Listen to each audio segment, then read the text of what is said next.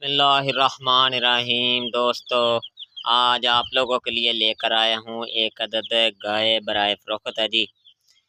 गाय जो है ये आपको बिल्कुल ही मुनासिब कीमत में मिलने जा रही है जी। ते सब तो पहलो गल है कि दोस्तों कि साडी वीडियो नू दूजे दोस्त आगे शेयर करो, सज्जना ते भरावां नू शेयर करो, ते जेड़े दोस्त भरा चैनल ते नवे ने साडे चैनल नू सबसक्राइब करो ते लाइक लाजमी करना अज तुसी ते सारे भरावां ने इंदा रेट लाजमी थल्ले लाना चेक करो। ये तकरीबन पैहलन गां है जी बराए फरोख्त है ते चेक कर सकते ने जी। आउट क्लास है, आउट क्लास गां है जी, चेक करो ते तुहाडे सामने किसी किस्म दा कोई ऐब नहीं हैगा। थान चड्डा भी तुहानू असीं विखाने आ चेक कर सकते ने जी।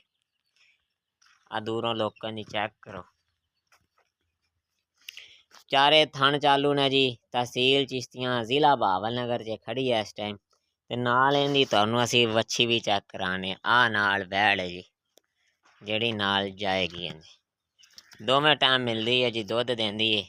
आ चेक करो, आ डरदी पई हैगी है लेकिन आउट क्लास है जी। ये सौदा केड़ा है, बड़ा ही वारिद है ते जल्दी करो, देर ना करो। जिसे दोस्त ने भी लैनी होवे कमेंट बॉक्स दे विच राबता करना है।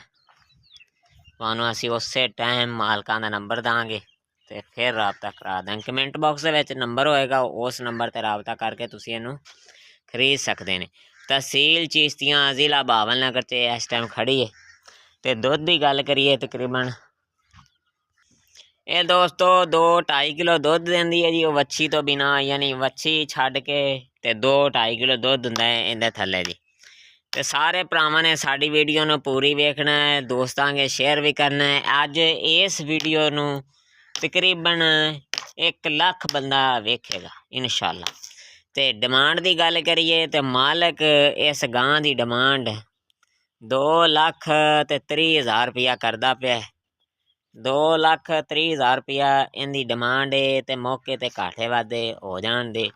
तहसील चिश्तियां ते जिला बहावलनगर च खड़ी ते किसी भी दोस्त नू चाहिदी होवे ते मेरा भरा कमेंट करो। कमेंटां दे विच तुहानू मालकां दा नंबर होएगा, उस नंबर ते राबता करो ते इह गां नू खरीदो। ऑनलाइन भी तुसीं इस गां नू खरीद सकदे जे, कैश यानी ये तुहानू डिलीवरी भेज देंगे। ते नैक्सट वीडियो फिर मिलदे हैं। ओके, अल्लाह हाफिज़।